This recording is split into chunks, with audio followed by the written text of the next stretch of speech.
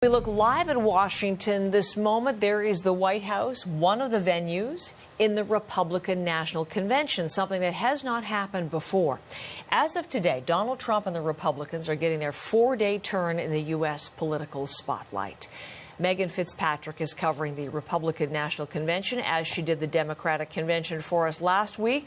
One of Donald Trump's, even before we even get to the convention, Megan, throwing a bit of a fly in the ointment, Kellyanne Conway making the headlines this morning because she's leaving her post. Yep, the surprise announcement coming last night, this news that one of his most loyal advisors will be departing. Kellyanne Conway saying in a statement, Heather, she is doing so to spend more time with her four children. She mentions in the statement how they will all be doing school from home this fall, how that requires more attention and vigilance. And in her statement, she said she will announce her future plans at a later time, but for now, quote, less drama, more mama.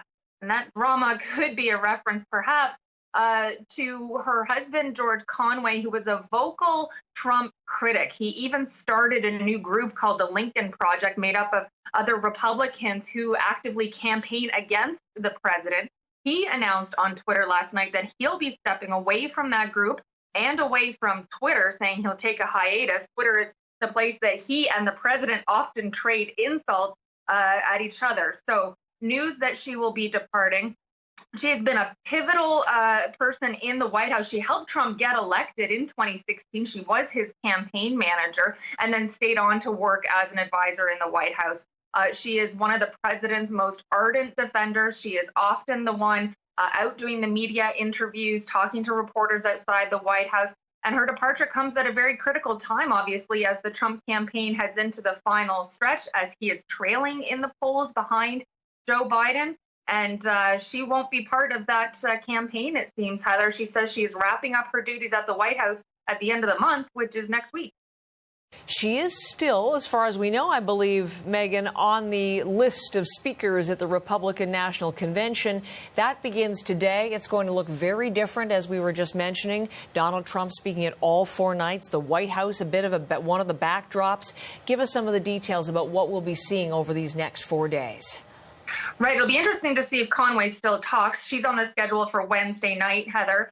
The convention was supposed to be in Charlotte, North Carolina, like the Democratic one.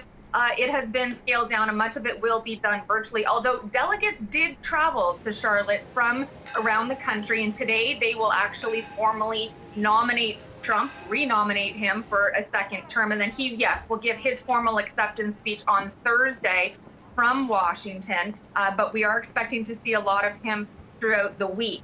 He and his campaign, they're saying that they will be offering a positive vision for the country, that last week at the Democratic Convention, all we heard was doom and gloom. Here's a bit of what President Trump was saying in a Fox News interview about what we can expect this week.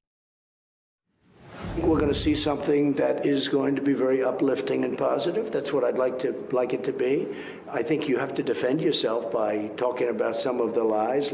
The economy is roaring back. It's coming back. We're going to be talking about the economy. We're going to be talking about the military, what we've done and where we're going, because we need a strong military. And some of the other speakers we can expect to see include a number of the Trump family members, children, as well as First Lady Melania Trump. Vice President Mike Pence will speak, as well as his wife, the second lady.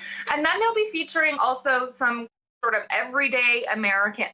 Some of them, though, have made headlines in recent months, like this couple from St. Louis who made headlines for pointing guns at protesters as they pass by their house. They are on the speaking schedule for tonight, Heather, as well as Trump's son, Don Jr. But again, we do expect to see a lot of the president this week. He is traveling to North Carolina today for a few appearances, although he's not dropping by Charlotte. We'll see what else he puts on his schedule this week as the convention goes on. Sounds good, Megan. We'll check back with you through the week. Thank you. Megan Fitzpatrick is part of our CBC News team.